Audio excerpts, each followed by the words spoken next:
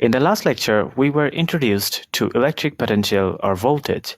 By the way, I will be using the term voltage a lot more since calling it electric potential all the time gets tiring.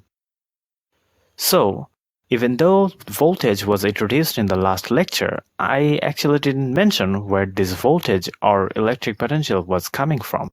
Because I talked a lot about gravitational potential, and gravitational potential was definitely caused by the Earth itself.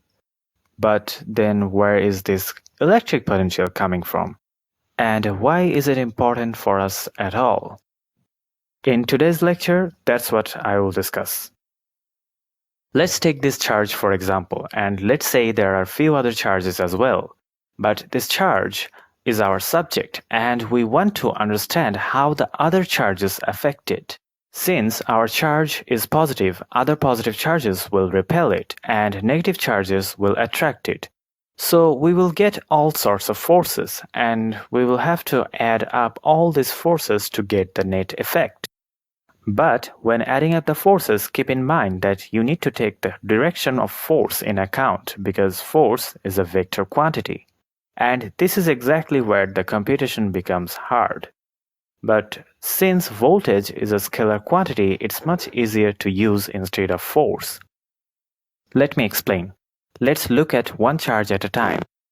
Every charge creates an electric field of its own that tells us the direction and value of how it would apply a force onto another charge. This picture is showing us the direction of force this charge will exert onto other charges. And as you can probably guess, this charge will exert force radially outwards at every point.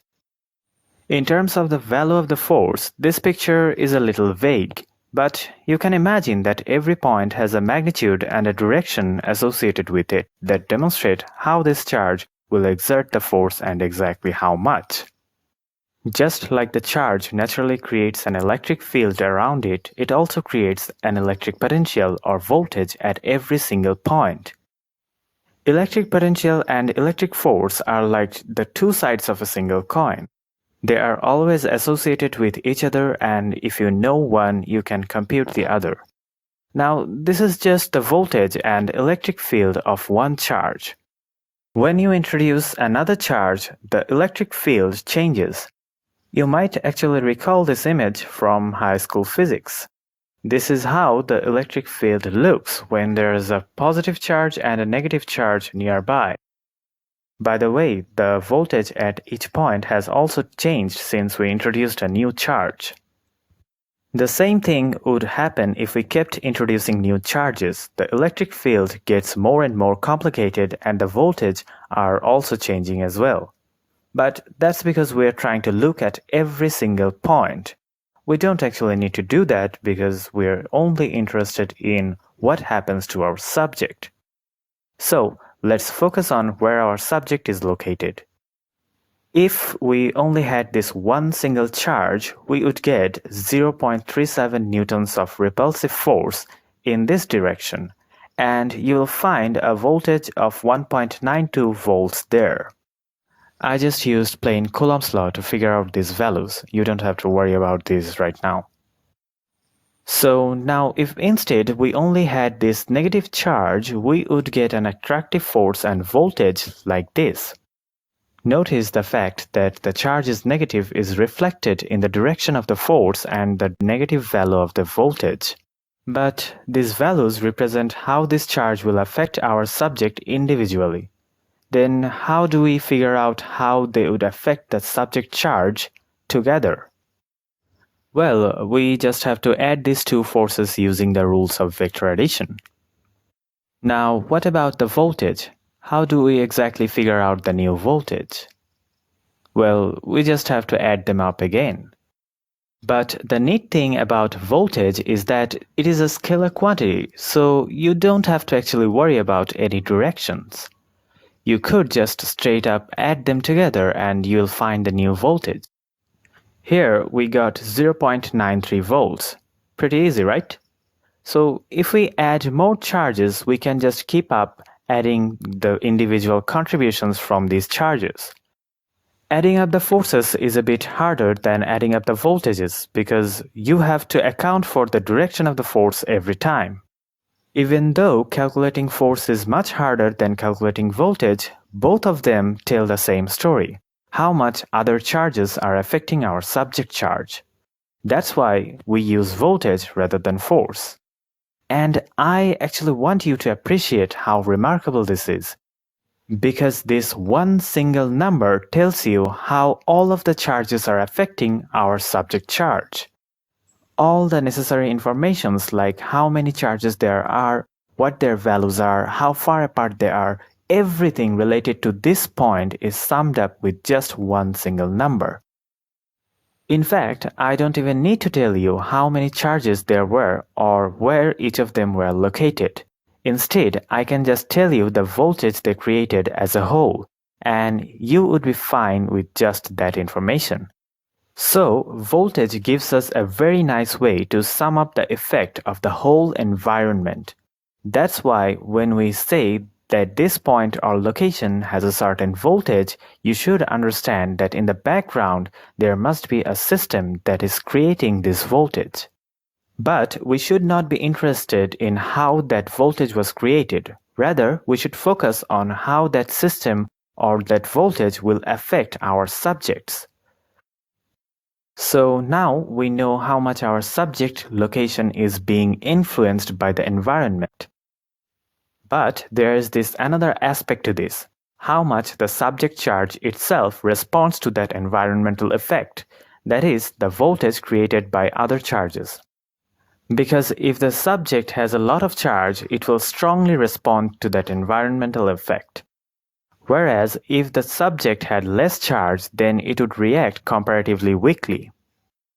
But don't worry, because this fact is already taken care of in our energy equation U equals QV. This V part in the equation represents how the environment affects the subject location, and this Q part represents how the subject reacts to that environmental influence. So you could see how the idea of voltage has divided our problem into two simple parts: the environmental effects and the subject response. Not to mention how easy this method is compared to the force method. By the way, you can do the same calculation to get the voltage at any other location. But since it looks messy, we just mention the voltages of the locations we are interested in. For example, in the previous lecture, I showed you this animation and just mentioned the voltages of the starting and the ending locations for each of these charges. That's because we are interested in figuring out the amount of work done, and for that we only need these two. And hopefully now you can understand that maybe there is a system in the background that somehow creates these voltages. But we are not interested in how that voltage was created.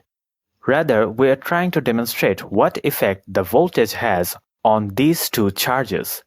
And the effect is that the positive charge feels a force from higher voltage to lower voltage location, and negative charge feels a force from lower voltage to higher voltage location. That's why they started to move in the first place.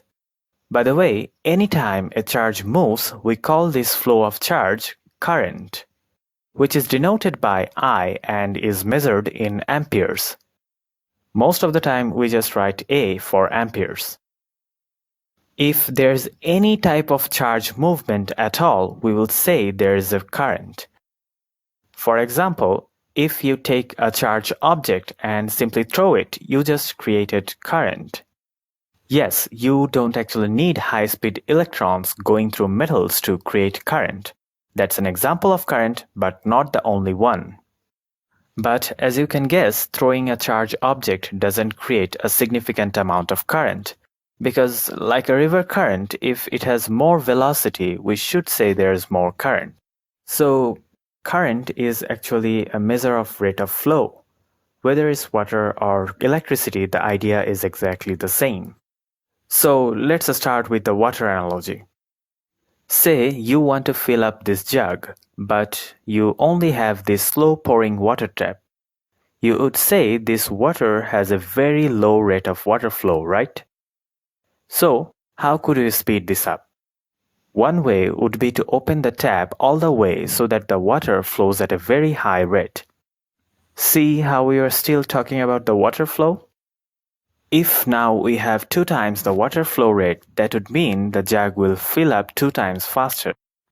But another way would be to use something wider, like maybe a tube well. It doesn't have that crazy speed, but it can deliver water at a bulk amount.